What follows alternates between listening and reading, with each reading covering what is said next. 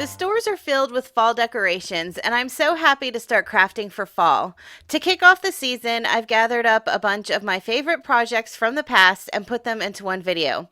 I am really excited to revisit these fall crafts. I hope you are too. Let's get started. These pumpkin signs made from scrap wood or pallet wood always pop up on Pinterest for me. I don't usually have access to any kind of scrap wood, so I wanted to try making one just using Dollar Tree supplies. I grabbed 3 of these long signs from the Dollar Tree. They usually have these for every holiday and every season. This one was kind of unique because the ends weren't just straight across. They had a little jagged edge to them, which I thought would give this sign more character. I started by taking all the embellishments off the sign, and then I tried to take the paper off the front. I don't always do this, but I like to use my garment steamer. It usually does a pretty good job. In this case, it did not. So instead of taking the paper off, I decided just to paint on the back side. Before I could start painting, I wanted to cut my sign down into 3 pieces. Now, the width of my signs, it was just shy of 6 inches, and I wasn't too worried if the pieces weren't exactly the same width with each other. I just made some pencil marks a little under 2 inches for each section, and then I used my utility knife to cut all 3 pieces. Whenever I use my utility knife to cut this sort of particle board that you get from the Dollar Tree, I find it's easier if you use light to medium pressure and you do several strokes and then bend the board and it will crack in half. Now, because I left the paper on the back side of this, it created a slightly rough edge. So then I just took my sanding block and smoothed out the edges as best as I could, but I didn't need to make them completely smooth because this was to be a rustic looking sign. Now that my signs were all broken down into 3 pieces each, I had 9 pieces. I took 7 of them, laid them out, and kept 2 to the side to use later. I took my felt pumpkin piece, laid it on top to make sure that all of my pieces were spaced out and the pumpkin would fit on the sign. And I don't know if you can see it here, but the staples that were on the back of the sign to hold the jute cord, I did leave those in just to give it more character. Then I took some painter's tape, and once all my pieces were laid out how I like them, I used the painter's tape to hold everything in place so that I could brace it with the extra 2 pieces. I flipped the whole sign over and I took one of those extra pieces. I measured how long it needed to be for the back of the sign. I cut it down using my utility knife again, and then I used some hot glue to glue everything in place. So since I had 2 pieces that fit the sign on each side, the extra pieces that I cut off from those 2 pieces, I just used in the center as a little bit of extra support. If you're still worried that the sign isn't sturdy enough, you could always go through and use a staple gun and add some staples to the back as well. To paint my sign, I started out with the truffle color by Waverly, and I gave it a nice good coat all over the front of the sign, and I made sure I got in between each of the slats as well to cover up those brace pieces. After that was dry, I went back in with the mineral color by Waverly and I started dry brushing all over the front of it. I concentrated more of the color on the edges, and then I realized that's going to get covered up later, so then I started concentrating more of the color through the center of the piece where the pumpkin was actually going to sit. Now, anywhere that I felt that I got too much of the mineral color, I just went back through with my sanding block and sanded over it to bring more of that truffle color back through. I needed to take this sign outside to spray paint it, but I was afraid that the felt pumpkin would blow away while it sat out there to dry. So I made a few loops out of painter's tape, put it on the back of the pumpkin, and stuck it down to the sign. The paint I'm using is by Rust-Oleum. It's a spray paint in an ultra matte finish, and it's the color white. I gave 1 light coat to the entire sign, making sure that I got in between all of those openings on the pumpkin. Once my spray paint was dry, I peeled back my felt pumpkin and took off all the painter's tape, and my image was revealed. Now, the great thing about using that felt pumpkin is that you could reuse it several times, and I think these would make really nice gifts for somebody, especially if you wanted to personalize it. You could put their family name or just a monogram in the center of the pumpkin.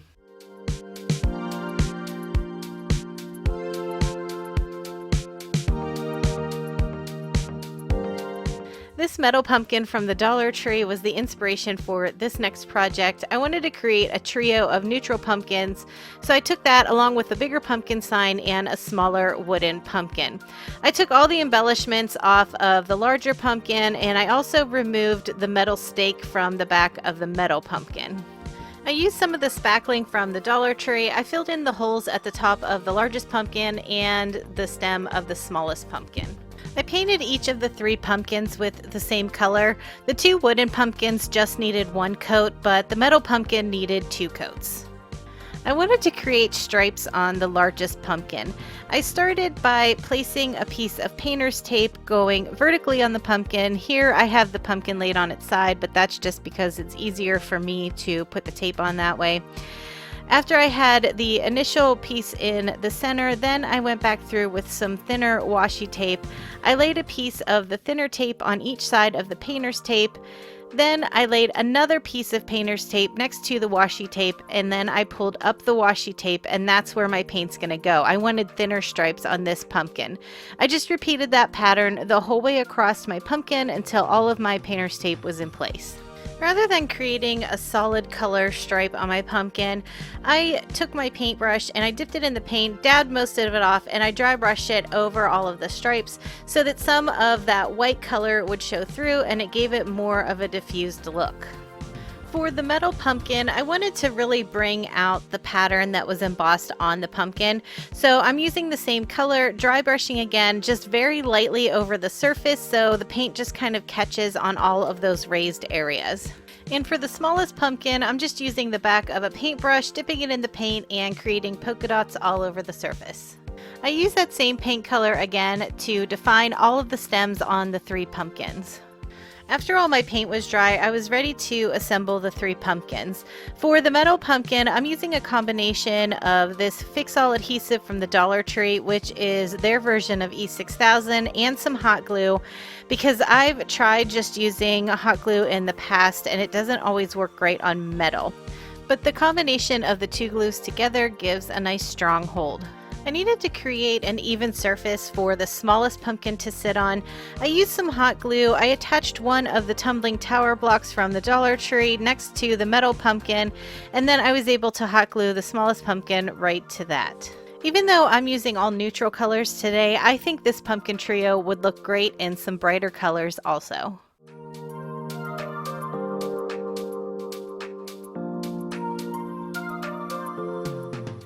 These types of signs from the Dollar Tree are pretty easy to cut down.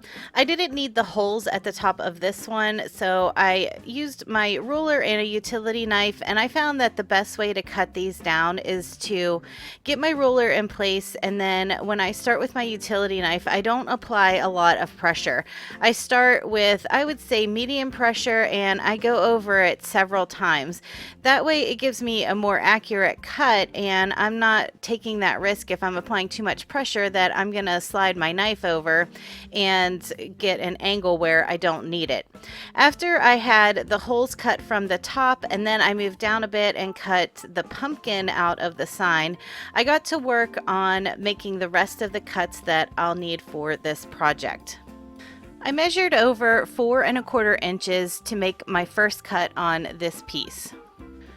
Next, I cut down the center of both of these pieces. I can't give you an exact measurement because the products from the Dollar Tree tend to vary slightly, so you'll just have to measure for yourself, find the center, and cut down the middle. I did that to the short piece and the long piece.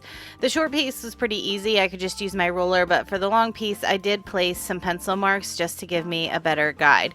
And then if I had any rough edges, I just used my sanding block to remove those. Now I can get started gluing all of my pieces together. I'm using some hot glue and I'm gluing the shorter sides to the longer sides. As I glue each piece in place, I also like to run a bead of hot glue inside just to give it more stability. Even if you don't have a cutting machine like a Cricut, make sure you check out the Cricut type materials that they have at the Dollar Tree. They usually have these rolls of faux leather that I think are so cool to work with, and you don't have to use a cutting machine to use these. I started with a pack of the brown leather and I cut a strip that was about 4 inches wide. From that piece, I went across and cut 3-inch sections, so I was left with 4 pieces that measured 3 inches by 4 inches. Back to the box now. I ran a bead of hot glue along one of the corners. I took one of my pieces of leather and folded it in half just to get an idea where the halfway point is so that I could wrap it around the corner. Once I had that in place, I took my scissors. I cut a little slit in the top and the bottom of the box right where the corner meets so that I could wrap the leather towards the inside of the box to give it a nice finished look. And I repeated that on all 4 corners.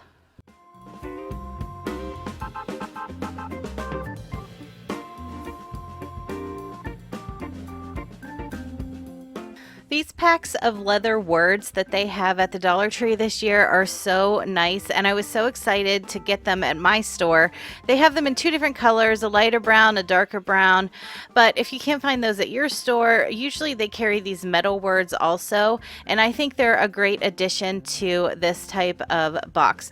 I grabbed a pack of the darker brown words, and I decided to put the word grateful on mine. I added a few dabs of hot glue just here and there, and I placed it on the front of my box. I wanted to fill my box with some flowers, so I needed to create some sort of bottom to hold everything in place.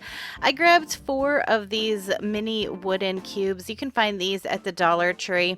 I hot glued 1 in each corner, leaving about a 1/2 inch space from the bottom of the box to where I put the little block.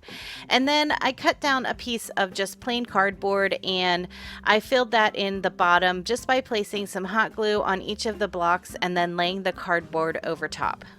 I filled in my box with a few pieces of floral foam and I got to work on arranging the flowers.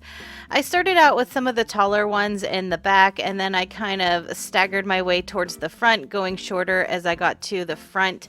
That seemed to work out pretty well for me. Sometimes I struggle a little with flower arranging, but this one turned out pretty good in the end. And then as a final touch, I tucked in a few small pumpkins as well.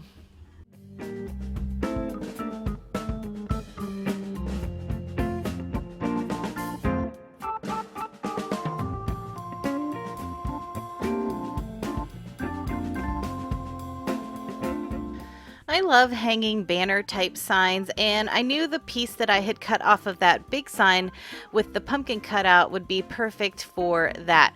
I got to work cutting down some of these jumbo craft sticks that I get at Walmart, and you know that my favorite way to cut craft sticks is with my paper trimmer.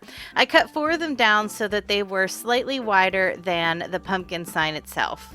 I'm keeping this more neutral, so I grabbed my favorite paint color, which is the Plaster Color by Waverly, and I gave each of these sticks 1 coat. If you like more color in your decor, of course you could paint it whatever color you want, and it doesn't even have to be a traditional fall color. You could do something a little brighter, like maybe a bright teal or even a purple. Once my paint had dried, I grabbed 2 of the sticks that I had already painted and I hot glued a piece of this black and white gingham ribbon across the center. Now I only needed to do that to 2 of the sticks because the other 2 sticks are going to be on the back side and I knew you wouldn't see them anyway.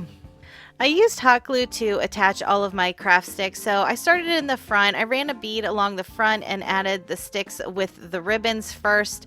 Once those were in place, I flipped it over and I added hot glue to the back, and I was able to line the back sticks up with the front to give it a nice finished look.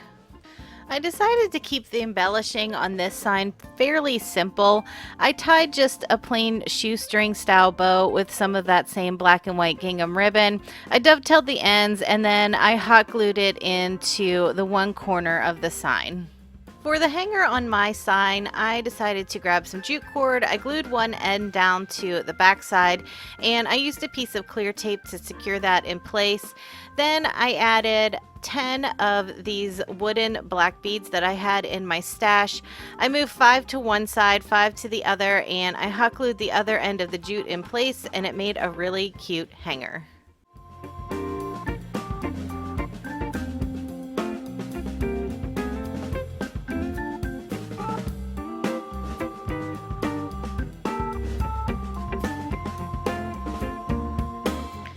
Before Before I had created that last sign, I took that piece with the pumpkin cut out and I traced it onto a piece of chipboard so that I could cut that out and have a nice pumpkin pattern. I used that chipboard pattern and I cut out 6 pumpkins on this heavy-duty craft-colored cardstock.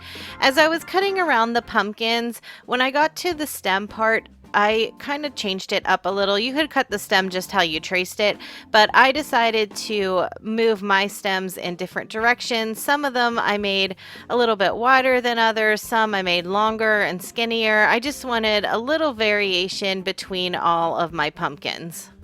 You can see here how all of the stems are just a little different from each other. I grabbed this metallic marker from the Dollar Tree. I don't think it's really metallic. To me, it just looks like a white paint pen or a white chalk marker, but it was perfect for what I needed it. I went around the outline of the pumpkin using some squiggly lines and some dots. There was no rhyme or reason to how I was doing it. And then I went through the centers of the pumpkins to create those lines that pumpkins naturally have on them, and I did the same thing. I kind of did some wiggly lines, some dots, and I just left it be as random as I could. I didn't want a perfect pattern going around any of these.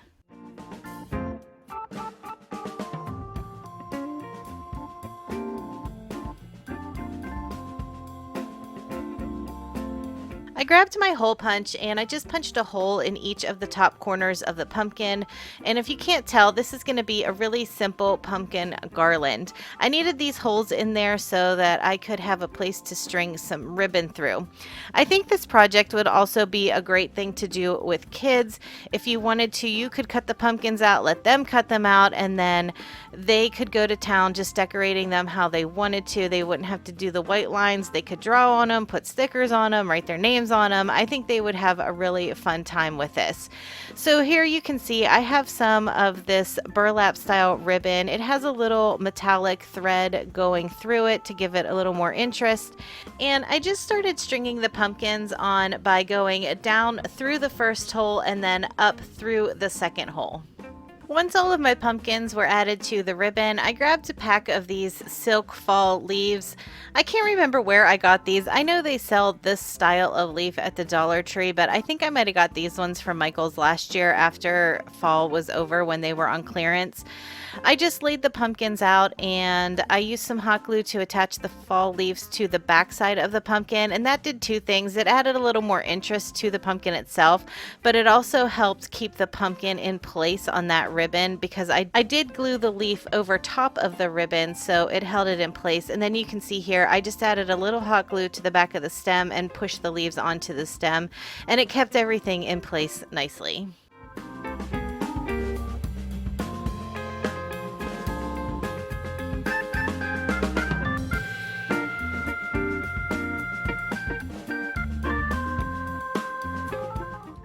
I headed over to the kitchen section and I grabbed a pack of these flexible cutting mats that they have at the Dollar Tree.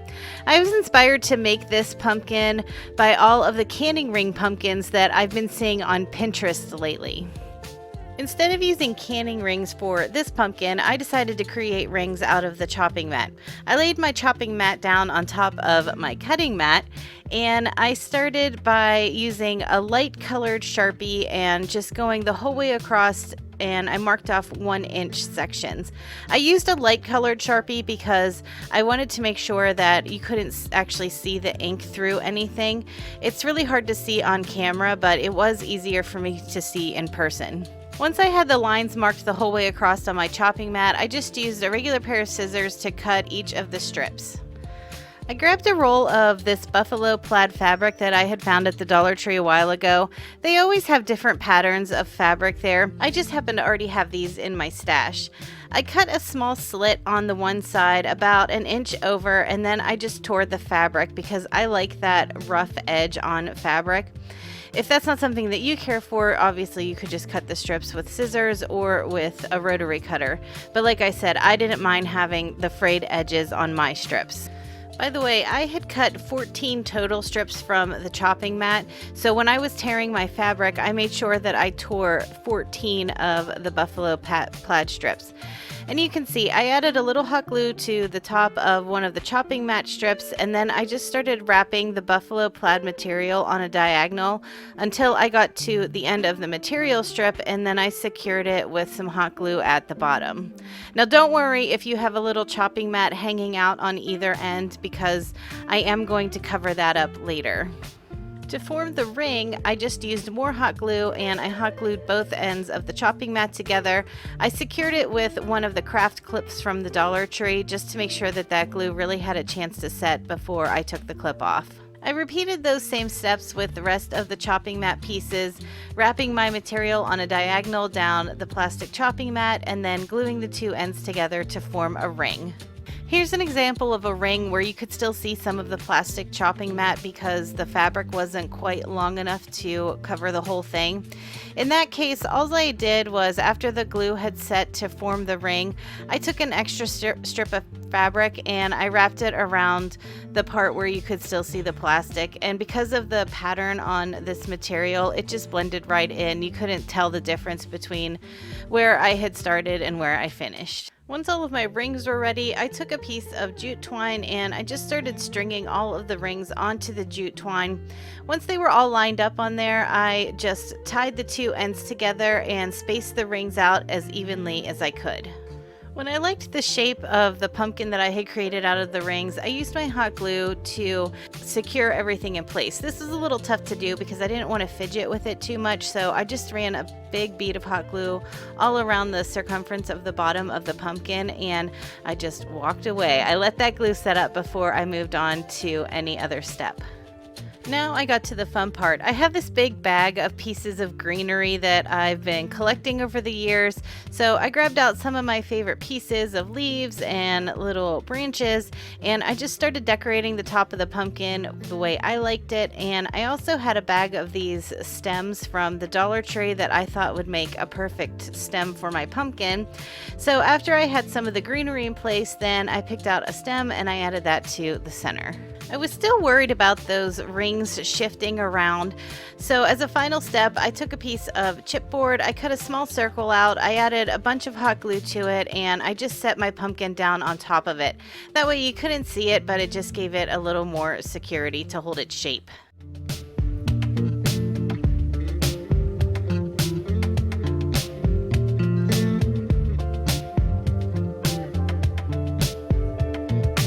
I headed over to the toy section and I started looking through all of the puzzles that I had. I grabbed one and I got to work on my next pumpkin craft. To create a base for my pumpkin shape, I grabbed this large container of Mod Podge and I traced around it. I shifted it over to one side, traced again, and shifted it to the other side and traced it one more time.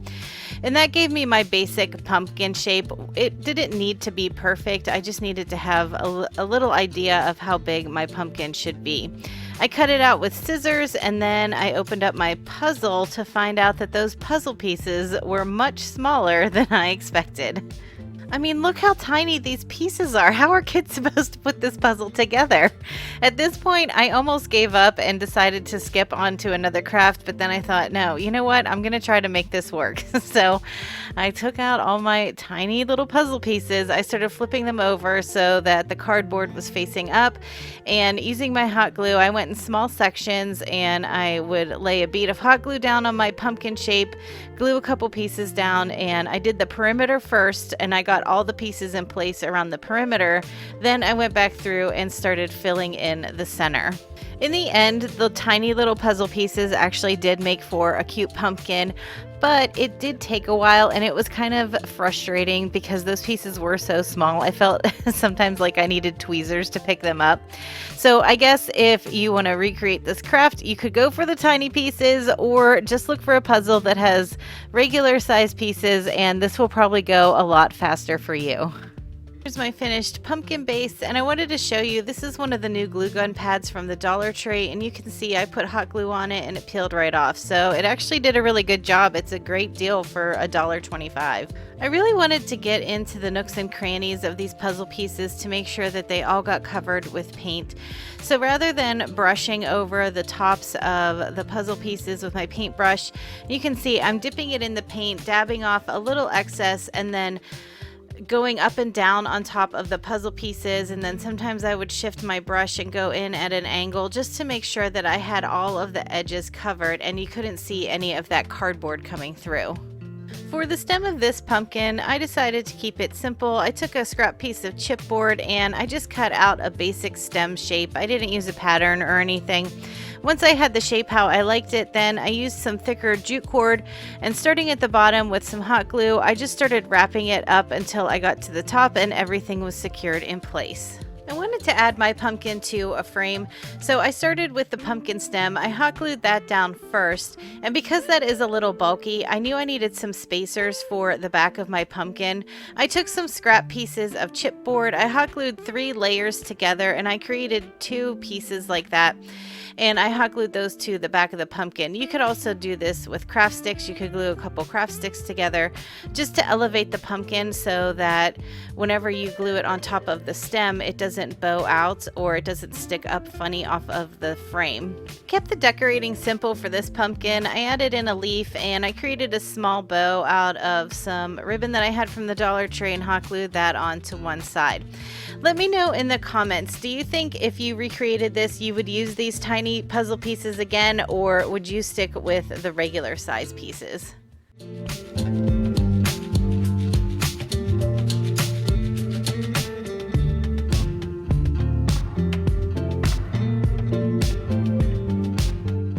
I'm always impressed with the picture frame selection they have at the Dollar Tree, and you can grab some of these frames and use them for things besides showing off your photos.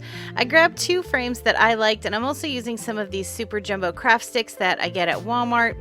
I already took the insides out of the frames and I'm removing the prongs from the back side as well. Depending on what frames you choose will decide how many sticks you'll need for your pumpkin.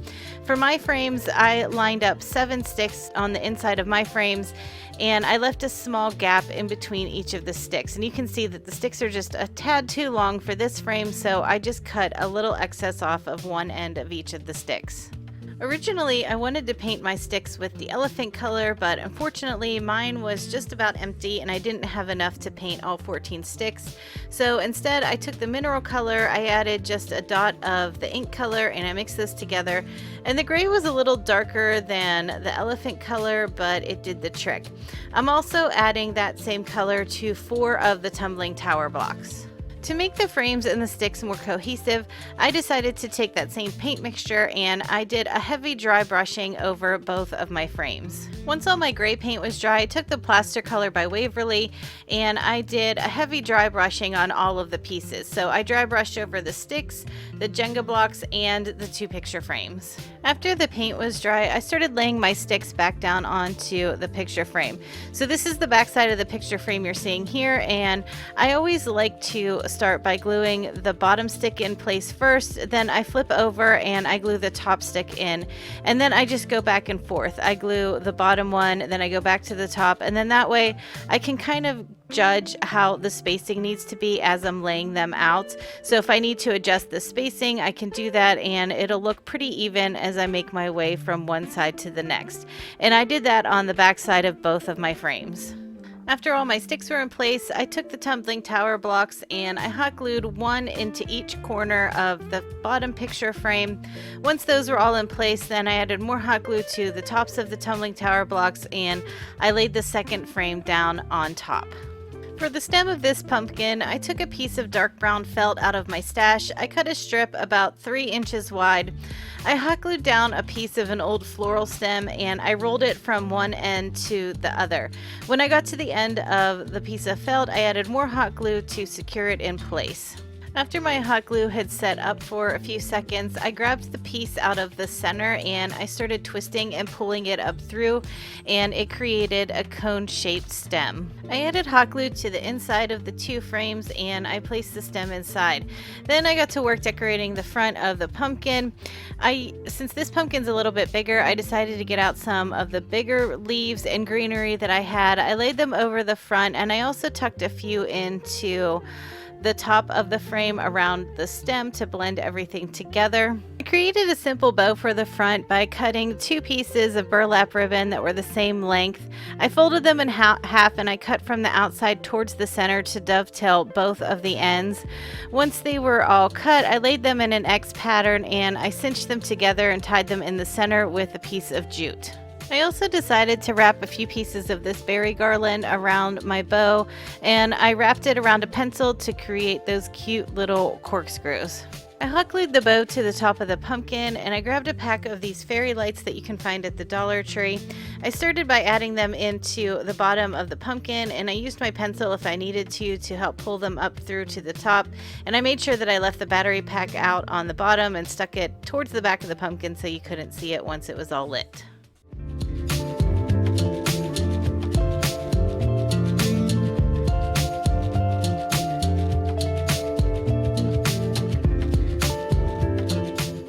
The last time I was at Joann Fabrics, this wreath immediately caught my eye. I thought it was so neat how the raffia type ribbon was wrapped around 2 wreath forms, and I knew I could recreate it for myself. I got really lucky because at the Dollar Tree they actually had wreath forms there that were already this sort of gold tan color. I had originally thought I'd have to pick up 2 green ones and spray paint them, but I was lucky enough to find this color instead. I took the 2 wreath forms and I laid one on top of the other so it kind of made a rounded shape to it, and I used some hot glue, and everywhere that there was a brace support part of the wreath, I added a dot of hot glue, and then I tied the 2 pieces together with a piece of jute twine. I did this around the whole circumference of the wreath, and it made it really secure and stable. And here you can see after I had all the pieces tied together, it gave a nice shape to the wreath form. I grabbed this ribbon. I couldn't find any type of raffia style ribbon that I really cared for, but I did find this ribbon at Michael's, and I liked the little pops of color from the leaves on this ribbon. This roll was 25 feet, and you'll be able to see here in a minute that I was not able to go the whole way around the wreath, which was fine because I knew I needed to add flowers in a couple sections anyway. I started by hot gluing the ribbon on the back of the wreath form and wrapping it around. I came up vertically in the back, and then as I came to the front, I shifted the ribbon so it would go on a diagonal. And I only added hot glue here and there, and I tried to make sure that when I was putting the hot glue down, I added just a small amount towards the back of the wreath form. Because this ribbon is on the thinner side, I didn't want to see any globs of hot glue peeking out through the front of the ribbon.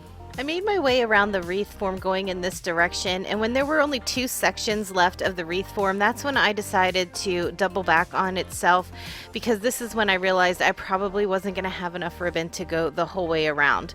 So I stopped here. I didn't cut the ribbon, and I just wrapped it up the back side, and then I came back through the front going in the opposite directions. So it formed an X pattern on the front side of the wreath. And I'm going to zoom in here so you can see what I mean about where I'm gluing the ribbon on the back side of the wreath form. So now that I'm zoomed in, you can see that I added a little glue to the bottom to hold it in place, and when I bring it up around the top, I made sure that it went in between the 2 pieces of ribbon that I had previously put on, and I diagonaled it down in the opposite direction and secured it in the bottom. Then I just kept wrapping in this direction until I got back to where I started. I gathered up some of my favorite fall leaves and clips of flowers and everything else I could find in my stash that I thought I might want on this wreath form.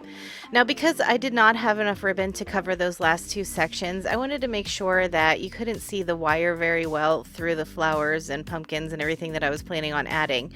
So I started by adding a base layer of fall leaves. I scattered about 4 or 5 leaves around the wreath form. I put a little hot glue to hold them in place, but then I did go back through with some jute twine and tied them on because I was afraid that the hot glue wouldn't be enough to keep these in place, and this was my base layer, so I wanted to make sure that they were really sturdy and secure. You could use floral wire here, but I was afraid that you would see the green floral wire. That was the only color I had on hand. I thought it would stand out a little too much, so that's why I decided to use jute twine instead. After I had my base layer of leaves and grass all tied down to the wreath form, I started working on the extra embellishments.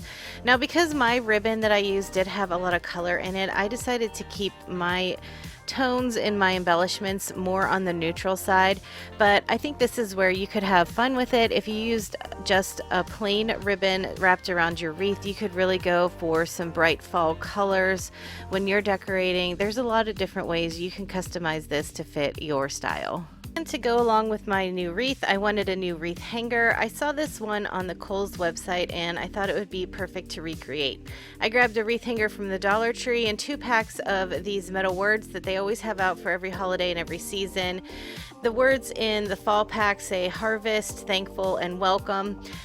You could just use one of the words, but they are a little flimsy, so I decided to take 2 of the same word, which I decided to use thankful, and I used some E6000 glue and I just glued the 2 words together to make it a little more sturdy. Then I used the same E6000 glue and I glued it to the front of the wreath hanger. I added in a clip and I set it to dry overnight. The next day, I gave the wreath hanger a good coat of this spray paint by Rust-Oleum in the color gold, and I love how the wreath hanger and my new wreath look on my new front door.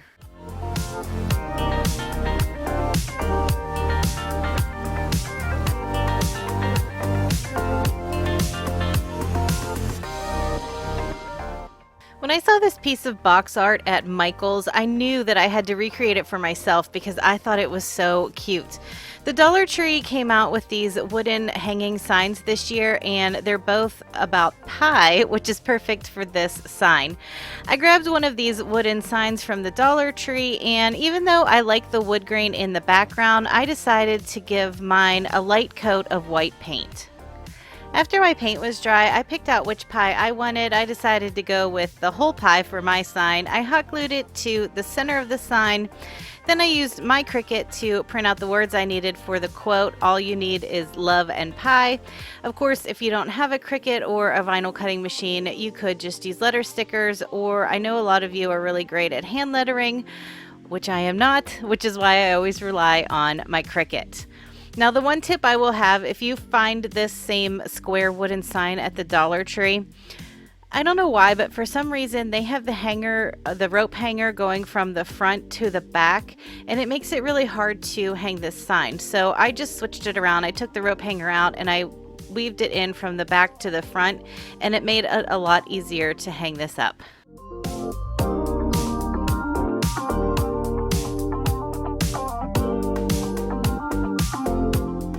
I'm using 2 canvases from the Dollar Tree. I'm using 2 different sizes. The one is 5x7 and the larger one is 8x10. And actually for this project, I'm going to leave the canvas on the frame. I'm not going to remove it this time. So to add a little distressing to these canvases, I'm just going to take the Antique Wax by Waverly and I'm just going to dry brush that all over the outside edges of both canvases. To keep the decorating simple on these canvases, I decided to use some scrapbook paper. So I'm using this collection called A Perfect Autumn, and I picked out 2 prints that I liked and I thought went well together. And I just cut each one down so that it would leave about 1/4 inch border the whole way around. So the smaller one I cut down to 4 3/4 by 6 3/4, and the larger one I cut down to 7 3/4 by 9 3/4. I decided to distress the outside edges of the scrapbook paper too. So I'm using this distress ink by Tim Holtz called Gathered Twigs. And I just have an ink blender there, and so I just dab it on and then I start smudging it all around the outside of the paper. Now, if you don't have an ink blender, you could use a makeup sponge, or if you don't have ink at all, you could actually use the Antique Wax and just kind of dry brush the edges the same way we did on the canvases. Or you could use any other kind of paint too. I just always have a lot of ink in my stash because I do like to do paper crafts too. So that's why I chose to use ink on these 2 pieces of paper.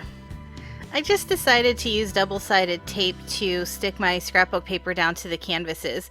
So I'm using my ATG gun here, but I know the Dollar Tree also sells some double-sided tape in their Crafter's Square section, or you could use any kind of adhesive that you're comfortable with. I probably just wouldn't use hot glue for this one because I think with the paper being a little bit thinner, if you put some hot glue on the back of it, I think you would see the lines of the hot glue.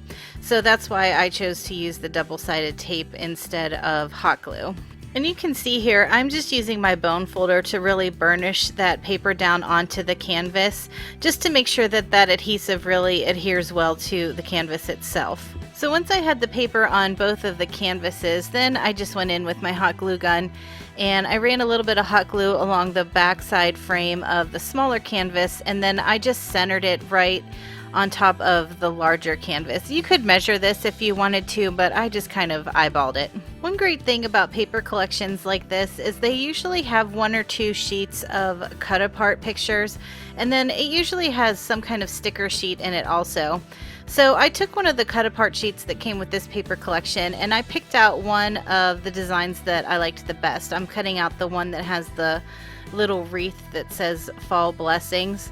And this is a great way to make some really quick crafts because since they kind of already did the work for you when they made the design on the cut apart, then you don't have to worry about trying to style something in the center of your canvases. Now this next step is kind of optional. I decided to use my corner rounder just to round the corners a little bit on that cut apart sheet. And then I did go ahead and ink the edges a little bit, even though this card was already brown.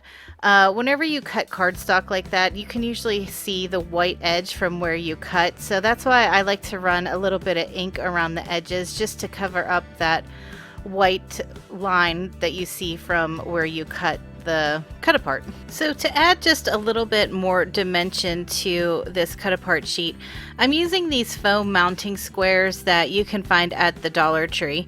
These are actually the Super Glue brand of mounting squares, so they have a really good hold to them.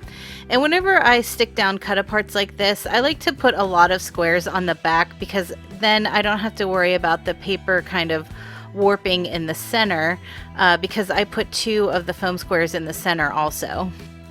I think these canvases look really nice how they are, but I decided to embellish it just a little bit more, and I used some of this berry garland that you can find at the Dollar Tree, and I kind of wrapped it around a paint jar that I had that I thought would make a good size because I wanted to be able to see that design on that cut apart. So I wanted my little mini berry garland wreath to be bigger than the design on the cut apart.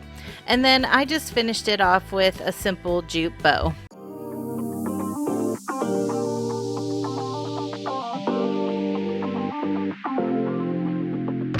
Thanks for coming to hang out with me again today. I hope you have a great week and I'll talk to you in the next one.